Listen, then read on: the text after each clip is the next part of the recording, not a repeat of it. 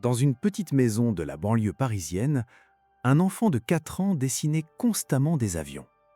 Théo dessinait des avions, du matin au soir, sur des feuilles de papier, dans des cahiers, sur les murs de la maison. Mais ce n'étaient pas de simples dessins d'enfants. Ils étaient très spécifiques et très détaillés. Un avion long et fin, des ailes delta, un nez pointu, comme si un ingénieur aéronautique les avait dessinés. Son père, Marc, était justement ingénieur aéronautique. Il travaillait chez Airbus. Et quand il vit les dessins de son fils, il resta figé car Théo dessinait le Concorde, l'avion supersonique iconique avec les bonnes proportions, la bonne forme. Théo, c'est le Concorde. Comment le sais-tu ? Demanda-t-il. Mais Théo dit simplement « Je me souviens, papa, j'étais dedans. Nous volions, très vite, très haut, puis un incendie s'est déclaré. Je l'ai vu par la fenêtre, des flammes, orange, rouge, le moteur brûlait. » Son père, Marc, fut choqué car son fils avait 4 ans et racontait un accident d'avion comme s'il y était. « Quel incendie ? Quand ? Demanda Marc. Mais Théo semblait confus. « Je ne sais pas, mais je me souviens, nous avons décollé, de Paris, nous allions à New York, mais nous ne sommes jamais arrivés. Nous sommes tombés. Tout était très rapide, du bruit, des vibrations, les gens criaient. J'avais très peur, mais ensuite, plus rien. » Marc commença à faire des recherches sur Internet. Accident d'avion Concorde. Et il trouva. 25 juillet 2000, vol Air France 4590, Paris-Charles de Gaulle vers New York, tombé 1 minute après le décollage, 113 morts. Ce que racontait Théo correspondait exactement à cet accident. Mais comment pouvait-il le savoir ? Il n'était même pas né. Cet accident avait eu lieu en 2000, Théo était né en 2022, 22 ans plus tard. C'était impossible. Le lendemain, Théo dit à son institutrice de maternelle « Le Concorde vole très vite, plus vite que le son, Mach 2, plus de 2000 km/h. Mais ce jour-là, quelque chose n'allait pas. Un pneu a éclaté au décollage. Des débris ont heurté le capot du moteur, perforation du réservoir de carburant, fuite d'essence, inflammation. Le moteur a commencé à brûler. Les pilotes ne peuvent pas l'éteindre. L'avion est trop lourd. Le train d'atterrissage ne peut pas se rétracter.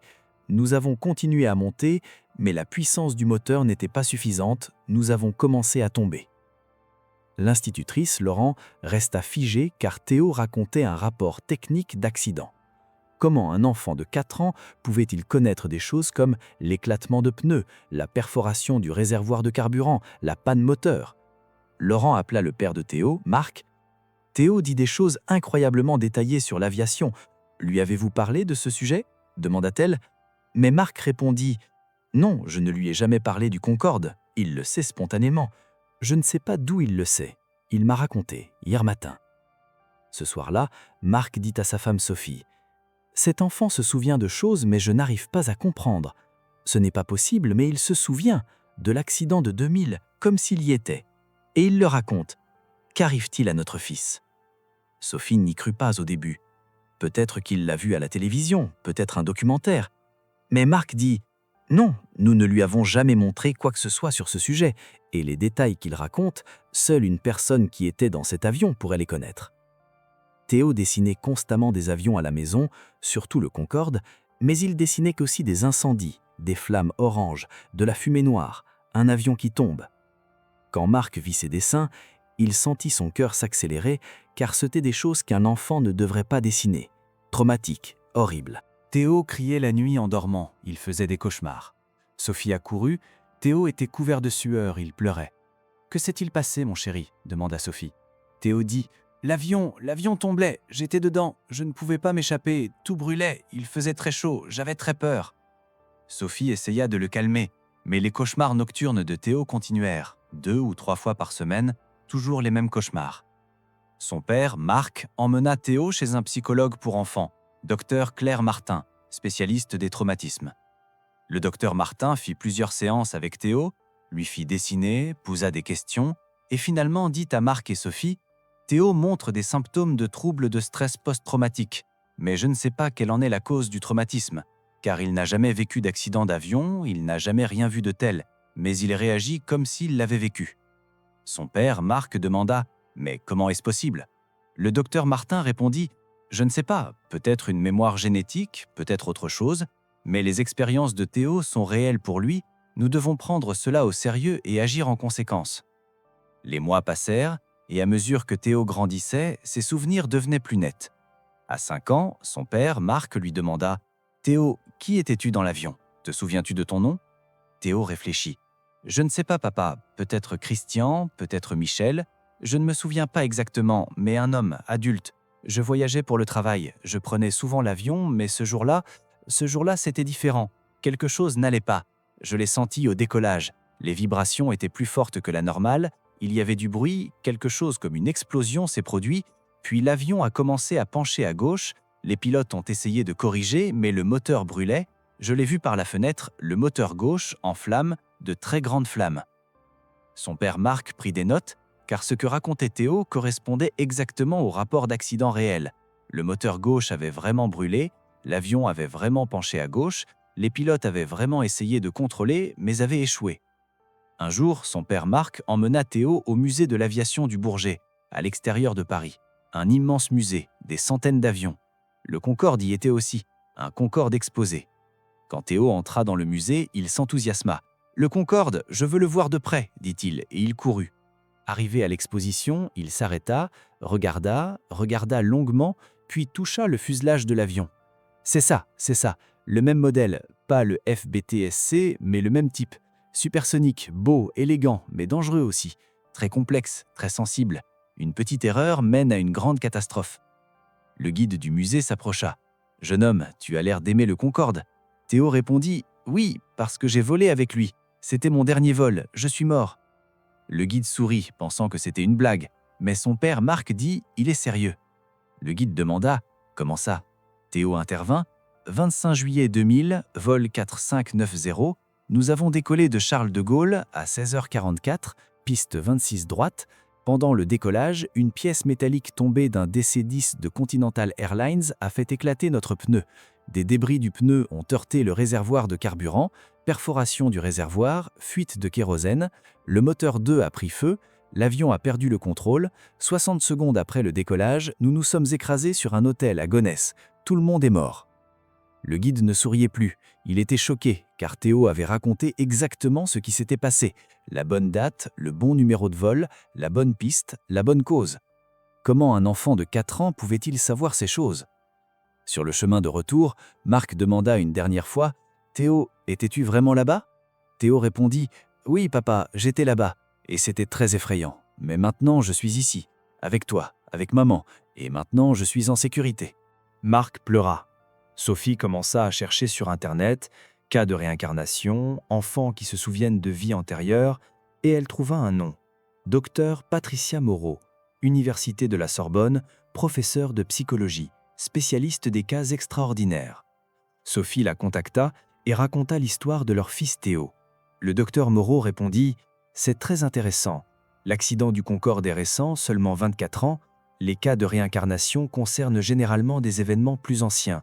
Mais celui-ci est différent. J'aimerais le rencontrer. » Une semaine plus tard, le docteur Moreau vint à la maison, parla un peu avec Théo. « Théo, peux-tu me raconter ce jour-là? Que s'est-il passé dans l'avion » demanda-t-elle. Théo ferma les yeux. « Je suis monté dans l'avion. Mon siège était le 15C, côté fenêtre, côté gauche. J'ai mis mes bagages en haut.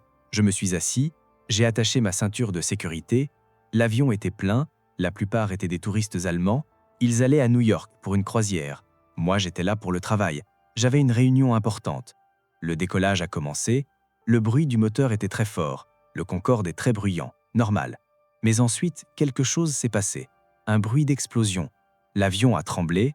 La vitesse augmentait encore. Nous décollions, mais quelque chose n'allait pas. J'ai regardé par la fenêtre. Le moteur gauche était en flammes. L'avion montait, mais c'était une montée incontrôlée. Il penchait à gauche. Les gens ont commencé à s'en rendre compte. Ils avaient peur. Les hôtesses essayaient de rester calmes, mais elles aussi avaient peur. Moi, je savais.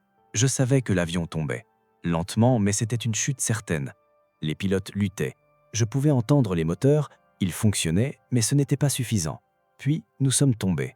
L'impact, l'explosion, tout était fini. C'était très rapide, mais en même temps lent, comme si le temps s'était arrêté. Le docteur Moreau prenait des notes. C'était la première fois que Théo racontait avec autant de détails. Ce que racontait Théo correspondait aux enregistrements. L'avion avait vraiment une rangée de sièges numéro 15. Les passagers étaient vraiment pour la plupart des touristes allemands allant sur le paquebot MS Deutschland. Le décollage était vraiment à 16h44. Le moteur gauche avait vraiment brûlé. Le docteur Moreau demanda « Théo, te souviens-tu du nom d'un des passagers ?» Théo répondit « Non, je ne me souviens même pas de mon propre nom. Mais j'étais un homme, d'âge moyen, homme d'affaires. Je portais un costume. J'étais marié, je crois. Je me souviens d'une bague, à mon doigt, en or. Mais j'étais inquiet pour ma famille.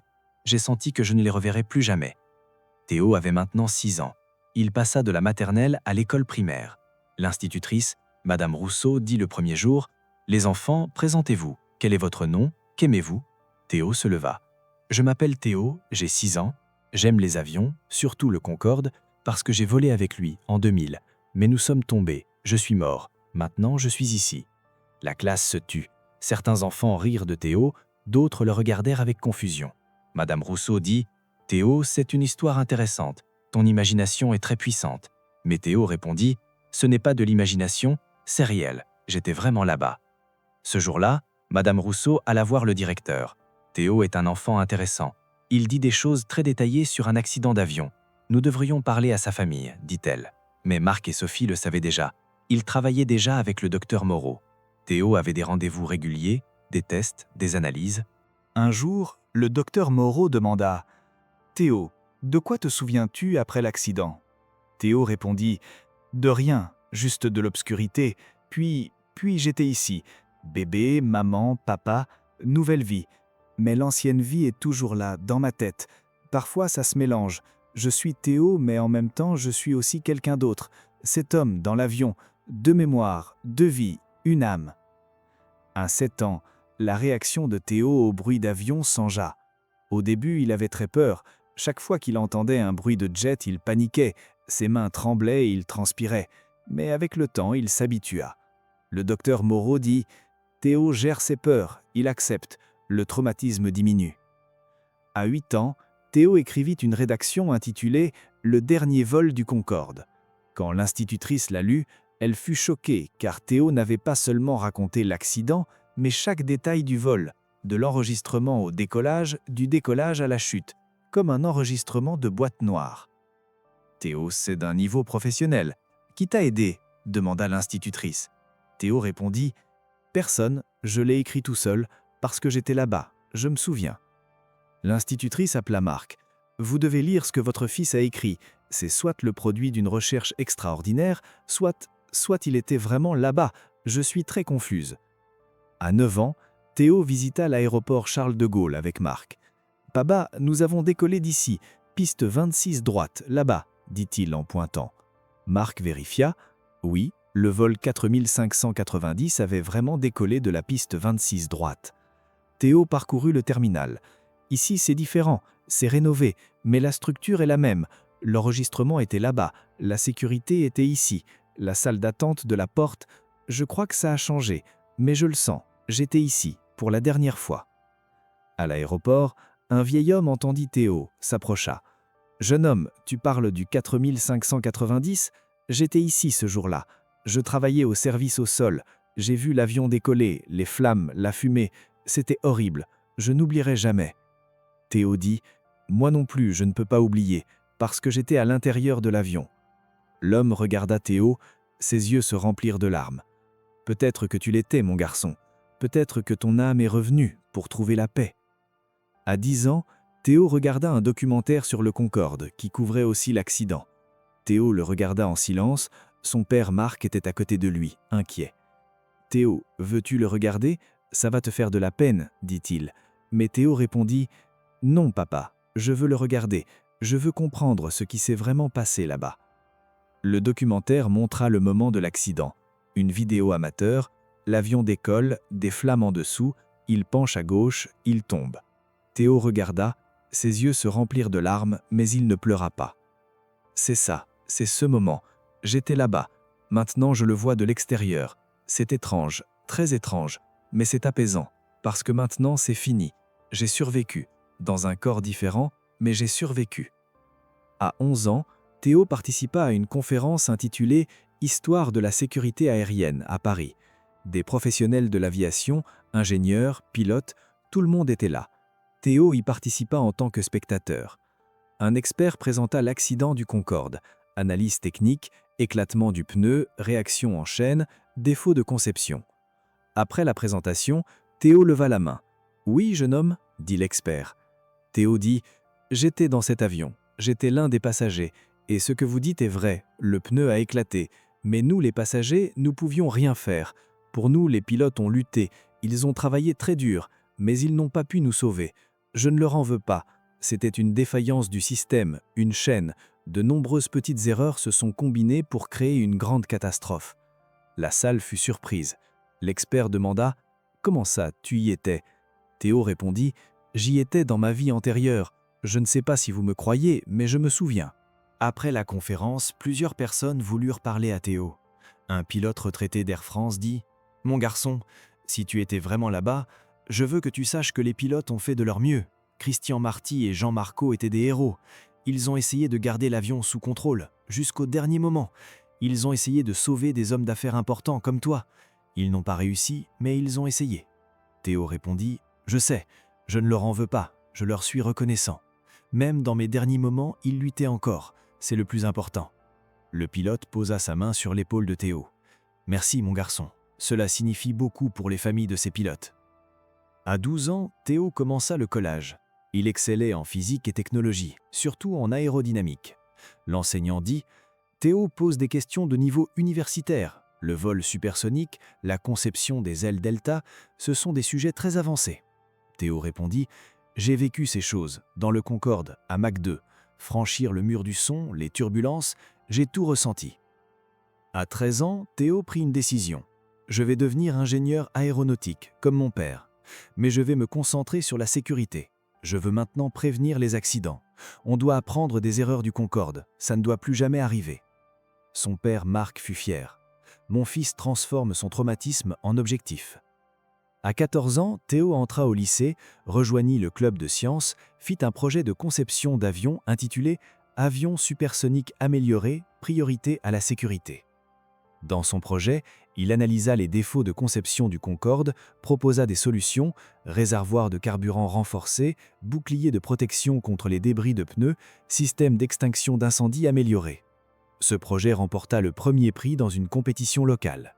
Le jury dit « C'est un enfant de 14 ans, mais son travail est de niveau ingénierie professionnelle. » Théo répondit « J'apprends juste des erreurs. Le passé nous enseigne si nous écoutons. » À 15 ans, Théo prit l'avion pour la première fois. Des vacances en Espagne. C'était une sensation étrange. Son père, Marc et Sophie étaient inquiets. « Théo, veux-tu voler ? Tu n'es pas obligé, » dirent-ils. Mais Théo répondit « Non, je veux voler. Je dois vaincre ma peur. L'avion est sûr. Les statistiques le disent. Le Concorde était une exception. Ça n'arrivera plus. Les avions modernes sont très sûrs. » Pendant le vol, Théo était tendu mais ne paniqua pas. Pendant le décollage, il ferma les yeux, prit de profondes respirations, puis ouvrit les yeux, regarda par la fenêtre. « Voilà, nous volons. Nous sommes en sécurité. Tout est normal. Je vais bien. Je suis en sécurité, » se dit-il à lui-même. L'atterrissage se passa sans problème. Théo dit « J'ai réussi. Maintenant je peux voler. Je n'ai pas peur. » et sourit à sa famille. À 16 ans, Théo écrivit un article intitulé « L'accident du Concorde, analyse technique et leçons de sécurité ». L'article fut publié dans un magazine d'aviation. L'éditeur dit « Théo Dubois a 16 ans, mais son article est de niveau thèse universitaire, extraordinaire. » Dans l'article, Théo n'écrivit pas seulement l'analyse technique, mais aussi l'impact psychologique. Il aborda tout. Les accidents ne sont pas seulement des chiffres. Chaque chiffre est une vie, une famille, un avenir. La sécurité n'est pas seulement une règle, mais une responsabilité morale. Nous devons assumer cette responsabilité. À 17 ans, Théo fit une présentation dans son lycée intitulée « L'évolution de la sécurité aérienne », utilisant l'accident du Concorde comme étude de cas. Cet accident a changé l'industrie aéronautique. La sécurité des pneus a été réévaluée, les conceptions des réservoirs de carburant ont été renforcées, les procédures d'urgence ont été améliorées. 109 personnes sont mortes, mais des millions de personnes volent maintenant plus en sécurité. C'est leur héritage. Après la présentation, un élève demanda « Théo, pourquoi te concentres-tu autant sur cet accident ?» Théo répondit « Parce que pour moi, ce n'est pas juste un événement, c'est un cas personnel. J'étais là-bas, dans ma vie antérieure. Vous pouvez le croire ou non, j'étais là-bas. Pour moi, c'est réel. À 18 ans, Théo passa les examens universitaires, fut admis avec d'excellentes notes à l'École nationale de l'aviation civile, l'ENAC, à Toulouse, la meilleure école d'aviation de France. Maintenant, mon rêve se réalise. Je vais devenir ingénieur aéronautique, spécialiste de la sécurité. Peut-être qu'un jour les avions supersoniques reviendront, mais cette fois en toute sécurité, en apprenant des erreurs du Concorde. À l'université, Théo impressionna ses professeurs. En cours d'aérodynamique, il dit « Professeur, l'aile delta est excellente à haute vitesse, mais problématique à basse vitesse. Le Concorde avait des difficultés au décollage et à l'atterrissage. Ce compromis de conception a contribué à l'accident. » Le professeur répondit « Absolument correct. Mais comment le sais-tu?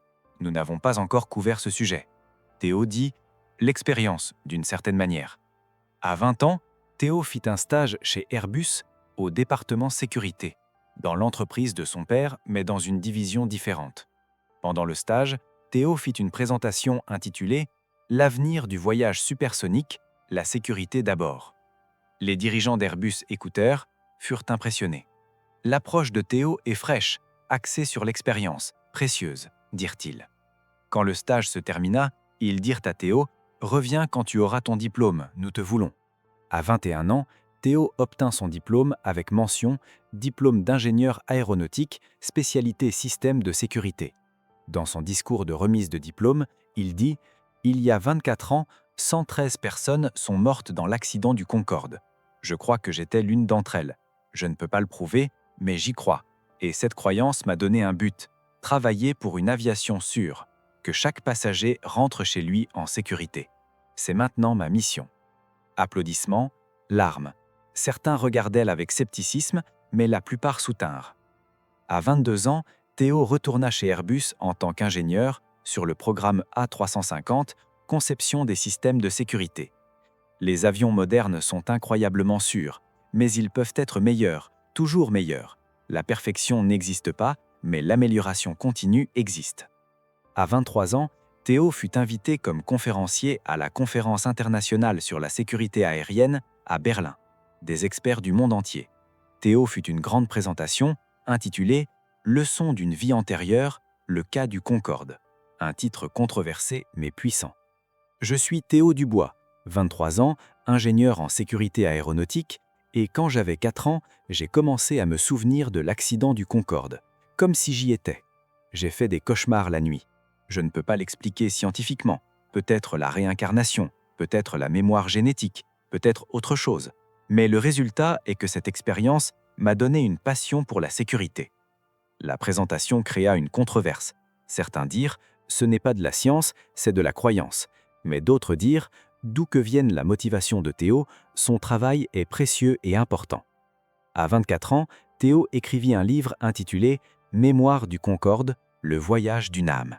Dans le livre, il raconta toute son histoire du début à la fin, de l'enfance à aujourd'hui, des souvenirs à l'ingénierie. Je ne connais pas les réponses, je ne sais pas pourquoi je me souviens, mais mes souvenirs m'ont appris quelque chose. La vie est très précieuse, la sécurité est importante et chaque vie mérite d'être protégée, écrivit-il à la fin du livre. Le livre fut controversé, mais populaire, devint rapidement best-seller. Les médias s'y intéressèrent. L'ingénieur qui croit en la réincarnation, dirent-ils. Théo répondit « Je suis juste une personne avec mes souvenirs et j'utilise ces souvenirs pour un bon but. » Théo apprit, grandit et accomplit sa mission. Il devint un ingénieur très accompli, transforma la tragédie en connaissance, la perte en gain, la mort en vie. Et ce fut l'une des plus belles histoires.